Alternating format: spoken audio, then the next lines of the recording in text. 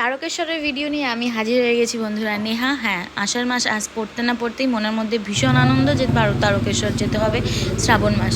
যারা জলযাত্রী তারা তো ছেড়েই দাও, ভীষণ আনন্দ। রাস্তা দিয়ে যাবে, হ্যাঁ, এখনও যে যাচ্ছে না, বাবাকে সারা বছরই জল ঢালে, কিন্তু শ্রাবণ মাসে কাতারে কাতারে লোক যায়।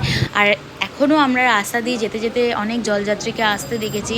তো বাবা তোমার দরবারে সব পাগলের খেলা, হ্যাঁ, তার মধ্যে আমিও একজন বাবার পাগল।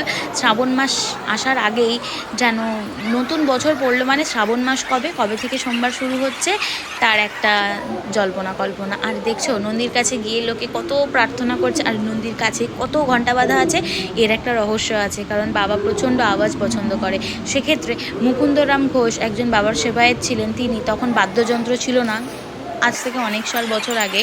তখন উনি গাল বাজিয়ে বাবার আরতিতে বাবাকে আওয়াজ প্রদান করতেন। তো সেক্ষেত্রে এই ঘন্টার মানে একটা মাহাত্ম্য প্রচুর আছে, যে বাবা আওয়াজ পছন্দ করে, মানত করে বাবাকে সকলে ঘন্টাই প্রদান করে।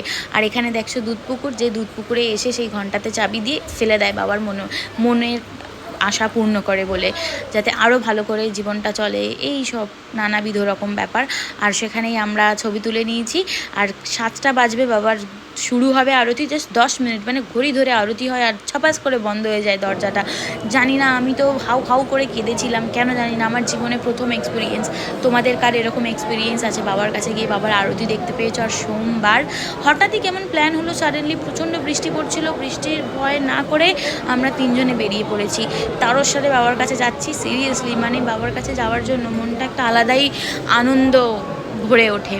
হ্যাঁ, দেখো এখানে কত বাদ্যযন্ত্র আছে, ডামরু, ওই যে শিঙের একটা শব্দ হয়, জানি না ওটা কি বলে, ঢাক, ঢোল, কাঁসর, হ্যাঁ, লোকের উলু, মানে মারাত্মক বিষয়। জয় ভোলানাথ।